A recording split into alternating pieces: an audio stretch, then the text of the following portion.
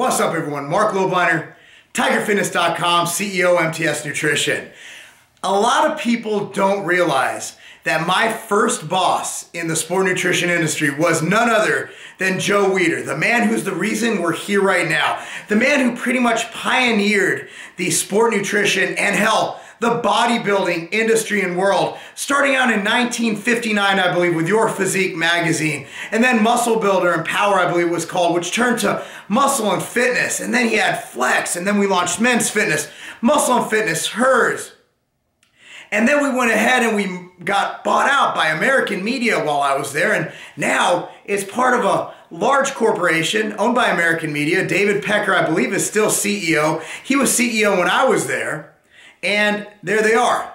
American Media also is the National Enquirer, the Star, and all that good stuff. Now, what was it like working for Joe Weider? Number one is everybody who worked at Weider, and Joe didn't know this, had to do Joe Weider's voice. Now, Joe Weider's voice, when I first got hired, I remember I'd go home and I'd practice his voice. And my wife thought I was insane. Katie was like, "What are you doing?" I'm like, "Oh, Katie, what the fuck are you doing in here? I don't know why you're in here talking about all this shit. I mean, this stocky kid over here, I think his name is Marc Lobliner." And Joe's voice was absolutely fundamental to the company. Everybody who would reference something that Joe said would absolutely nail his voice.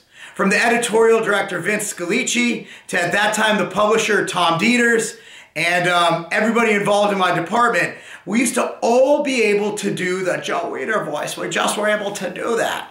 Now, Joe Weider, by the time I came in, for 2 years now, I worked with Joe for around 3 years before he kind of exited the company. He was getting older, and Joe at that point, he started out as the Joe he was, right? Like the Joe that started the industry, just a very, very vibrant individual who loved the sport. You never see anybody who just looked at the sport the way he did, such a purist, such a fan.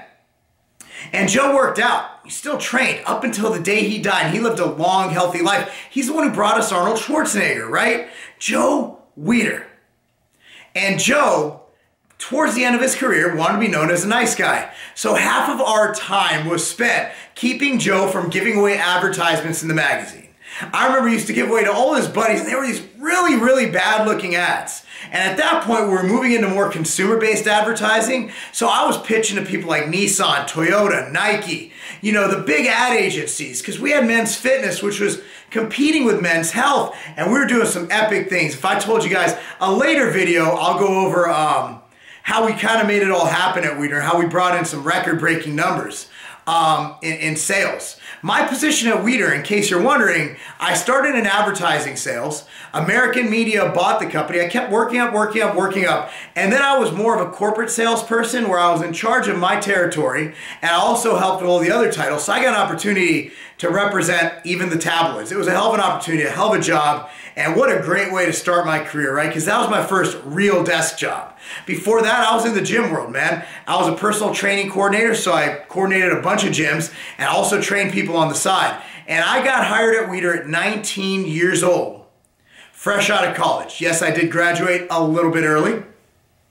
But the thing about Joe, he wanted to be known as a nice guy. But let me tell you this.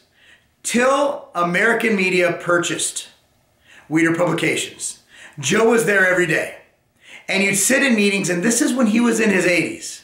And Joe would probably, "That's a fucking stupid idea. What are you talking about?" But I would sit there, and when I was a couple years, when I was 13 years old just training, I remember going in to Big Five Sporting Goods, Culver City, California. And I would buy my Joe Weider mask gainer. There's his bust. There's another video. Tons of videos on Weider we got going on. So you'd have Joe sitting there listening intently, and then he'd pipe out, "What the fuck? This is the stupidest idea I've ever heard." And I'll just tell you what, you sit there, you're sitting with a legend, you know that his time is coming to an end, and you just absorb every moment and realize that your first boss in the industry was the man who pretty much invented the industry, none other than Joe Weider. So I'm gonna part this video, I'm gonna end this with my favorite Joe Weider moment. My favorite Joe Weider moment. We were walking out, we literally just had a meeting. And I was with Joe, And I forgot who he was talking to. It could have been Vince, could have been Tom, I mentioned them earlier. And Vince was the editorial director of Muscle and Fitness. He goes, who the fuck is that stocky kid? What the fuck does he do here? And the person goes, well, that's Marc Lobliner. He's really doing a great job in sales. And Joe goes, oh, okay, well, if he's doing a good job, I should really take care of that kid. I think he's a good kid. That was it. Anyway, guys, that's my time working with Joe Weider. And what I want to encourage you to do is if you're working with someone who has a lot of experience, who can teach you something. I learned something every single day I worked in that company. And to this day, I look back, some of my fondest memories of my career. I'm Marc Lobliner, TigerFitness.com, because that's not a game.